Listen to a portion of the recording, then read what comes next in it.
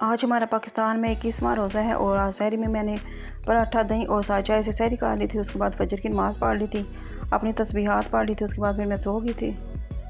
बिस्मिल्लाह अल्लाहुम्मा सल्ली अला सय्यिदिना मोहम्मद व अला आलिहि व सहबिहि वसल्लम। अस्सलाम वालेकुम, कैसे हैं आप सब लोग? मैं भी अल्लाह की वजह से बिल्कुल ठीक ठाक हूँ। कल मैंने अपना सूट कटिंग करके रखा था। मैंने कहा था कि आज मैं सी लूँगी, लेकिन तबीयत मेरी बहुत ज़्यादा ख़राब थी, इसलिए फिर मैंने अपना सूट भी नहीं स्टिच किया। बस सुबह के टाइम में लेटी रही हूँ। उसके बाद ज़ोहर की नमाज़ पढ़ी, अपना कुरान पाक पढ़ा और उसके बाद फिर मैं लेटी रही हूँ। तो आज रमी की तायम के घर हमारी इफ्तारी थी, तो मेरी तबीयत बहुत ज़्यादा ख़राब थी, तो मैं कोई नहीं गई थी। तो फिर उन्होंने घर ही इफ्तारी मेरी भेज दी थी। तो इफ्तारी में उन्होंने फ्रूट चाट, समोसे, रोल और चिकन रोस्ट और कबाब थे, और साथ ही जूस मैंने घर में बना लिया था। घर में सब अफ्तारी के लिए चले गए थे, तो मुझे रिमी की ताई मैंने कॉल की थी कि आप थोड़ी देर के लिए आ जाओ। तो मैंने कहा कि मेरी तबीयत बहुत ज़्यादा ख़राब है, मेरे से तो उठने भी नहीं हो रहा, इसलिए मैं नहीं आ सकती और मैं माज़रत चाहती हूँ। तो इसलिए फिर मैं नहीं गई थी और फिर घर ही उन्होंने फिर भेज दिया था। खाने में उन्होंने बीफ कोफ्ता बनाए थे और साथ ही बीफ पुलाव बनाया था, साथ नान भेजा था। तो मैंने तो खाने में फिर बीफ कोफ्ता और नान खा लिया था। अफ्तारी में सब चीज़ें बहुत मज़े की बनी हुई थी। और उसके बाद कभी कभी जब अफ्तारी आती है तो बहुत मज़ा आता है अफ्तारी करते हुए। और उसके बाद फिर मैंने मेडिसिन ले ली थी और नमाज़ पढ़ के तरावी पढ़ के तो फिर मैं सो गई थी। और ये हमारा तीसरा अशरा भी शुरू हो गया था। आज हमारा पाकिस्तान में 22वां रोज़ा है और आज सहरी में मैंने पराठा दही और चाय से सहरी कर ली थी। आप भी कहेंगे कि आप सहरी में रोज़ पराठा दही और चाय पीती हैं, तो मुझे ये पराठा दही और चाय पसंद है, इसलिए मैं सहरी में यही लेती हूँ। उसके बाद नमाज़ पढ़ के अपनी तस्बीहात पढ़ के सो गई थी। आज सुबह जब मैं उठी हूँ तो मेरी तबीयत काफ़ी बेहतर थी, तो फिर मैंने घर की क्लीनिंग कर ली थी। उसके बाद मैंने कुरान पाक में अपने तीन पारे पढ़ लिए थे और आज मैंने सोचा था कि आज मैं अपने सूट की स्टिचिंग कर लूँगी, तो आज फिर मैंने अपना सूट स्टिच कर लिया था। उसके बाद ज़ोहर की नमाज़ पढ़ी थी और लाइट फिर बंद हो गई थी। मैंने कहा चले कोई नहीं है, आज शुक्र है कि मेरा सूट सीने गया। और वैसे जब भी मैं सिलाई मशीन रखती हूँ ना, सूट सीने लगती हूँ, तो उस दिन सारा दिन लाइट बंद हो जाती है। पता नहीं क्यों ऐसा होता है। मौसम ही काफ़ी चेंज हो गया, समर आ गया तो काफ़ी गर्मी हो गई है। और गर्मी जब भी आती है तो लाइट भी बहुत ज़्यादा बंद हो जाती है, कभी सुबह बंद हो जाती है, कभी शाम को बंद हो जाती है। और वैसे भी मैंने नोट किया, जब भी मैं सिलाई मशीन रखनी होती है, अपने सूट या रिमी के सूट स्टिच करने होते हैं, तो लाइट सारा सारा दिन बंद रहती है। पता नहीं क्यों ऐसा होता है। तो आप लोग भी कमेंट में ज़रूर बताइएगा, क्या आपके शहर में भी ऐसे लाइट बंद होती है? जी, मेरा चिकनकारी का सूट है तो उसका बॉर्डर था, तो मैंने ये चाक पे लगा लिया था और उसके बाद फिर मैंने इस्त्री करके तो हैंगर कर दिया था, ताकि जो है रमज़ान में पहन लूँगी या फिर ईद पे पहन लूँगी।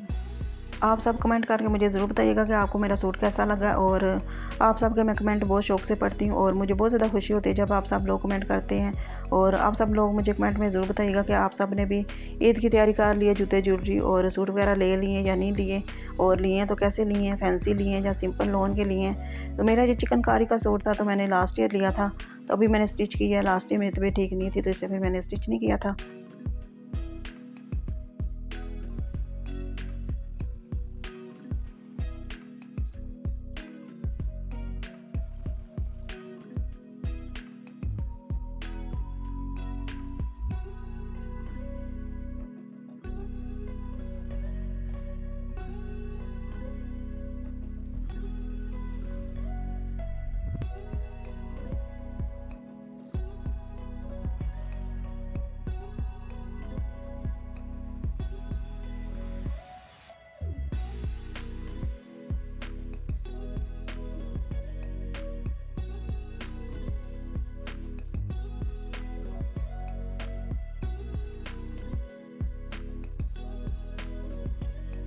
मैंने अपना सूट स्टिच कर लिया था, तो फिर रिमी ने खाना बना लिया था। खाने में आज आलू पालक बनाए हैं, उसके बाद रोल और पैटीज़ भी निकाल लिए थे।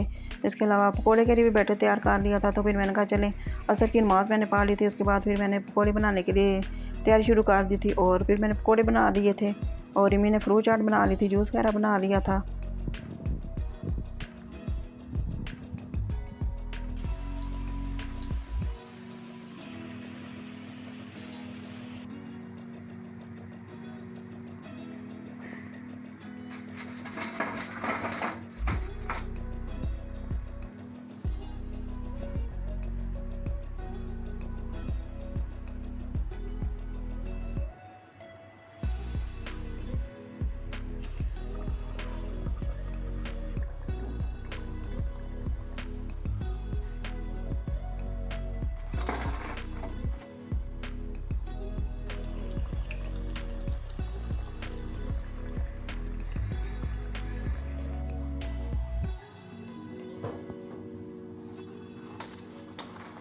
आलू वाले जब सारे पकौड़े मैं बना लेती हूँ तो फिर थोड़े से आलू और थोड़ा सा जब बेसन रह जाता है तो मैं ऐसे ही ये जो होते हैं ना चिप्स फ्राई कर लेती हूँ।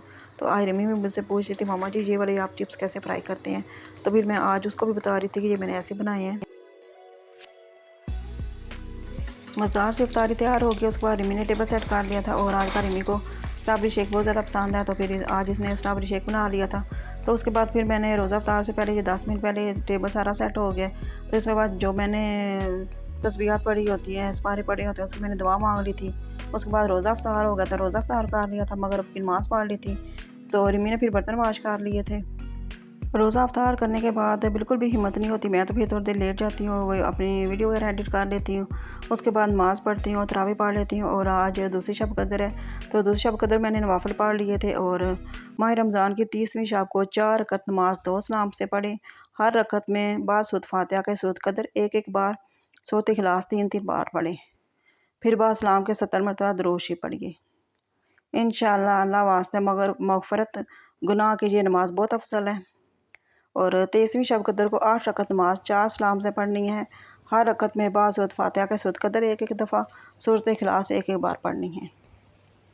और बाद सलाम के 70 मरतबा कलमा तमजीद पढ़े और अल्लाह ताला से अपने गुनाहों की बख्शिश तलब करे। अल्लाह ताला इसके गुनाह माफ़ फरमा कर इंशाअल्लाह मग़फ़िरत फरमाएंगे। इसके साथ ही दुआओं में याद रखिएगा। ओके, अल्लाह हाफ़िज़।